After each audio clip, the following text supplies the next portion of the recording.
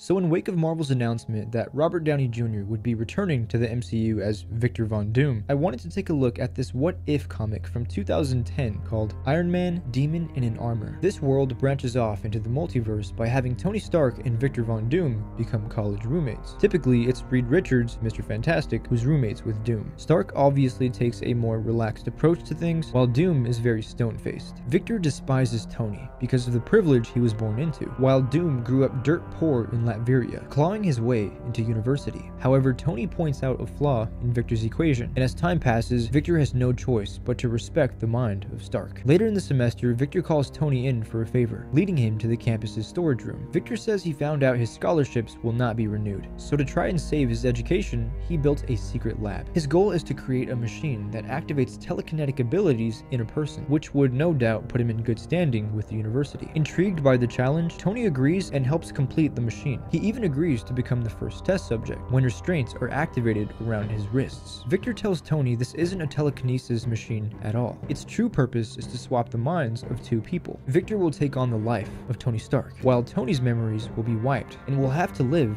as the poor Victor Von Doom. When the machine activates, the man who is Tony Stark is no more. The new Victor Von Doom, with the vague consciousness of Tony, is sent back to Latveria. And as this panel says, with no money, no memory. He also finds no hope. Meanwhile, the new Tony is taking advantage of the perks of being a Stark. Victor begins to lose his mind, drinking away the confusion and pain in his broken mind, until one day, a force inside compels him to make a change. Tony, on the other hand, demands more power, but is constantly rejected by Howard Stark. This would lead to a mysterious accident that kills Howard, and Tony now has the power. Years go by, as Victor works tough jobs to keep the lights on, while tirelessly studying, gaining him scholarships. He ends up getting his PhD and literally becomes Dr. Victor Von Doom. Tony continues to pursue his goals through intimidation and violence. As an inventor, Victor has breakthroughs in the medical and energy field, leading to him creating Doom Industries with his wealth. We see Stark begin to supply himself with nuclear weapons, making his company go from Stark International to Stark Universal. It's clear he's beginning to cover his bases in his plan to be the controlling figure of the world. However, in the present day, Tony learns his profits are dwindling because of Doom Industries, who are about to test their new arc reactor. This may be the final straw for Stark Universal if the test goes well, so Tony decides that won't happen. He makes his way to his battle suit, which is basically an Iron Man suit if Dr. Doom were to design it, and goes to Latveria. Meanwhile, Victor Von Doom is showcasing his new Latverian-inspired rescue suit, which is just Dr. Doom with gold armor and a crimson red cape. It's a suit that's meant to save and assist after disasters, not for combat. But on this day, he would be forced to battle test it, as the arc reactor compound is under attack. Doom spots Tony Stark walking out the facility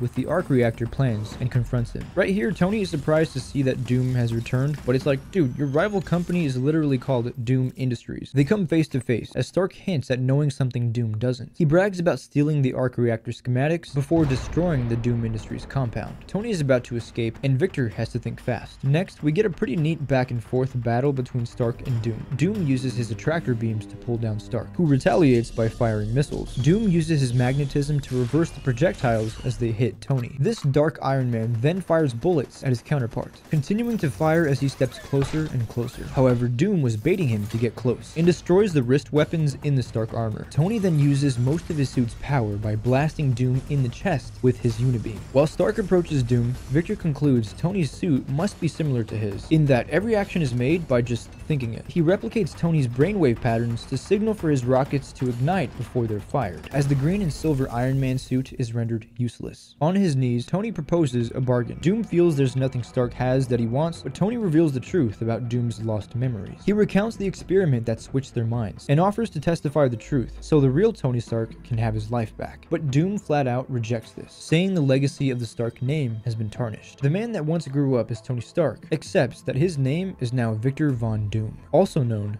as Dr. Doom.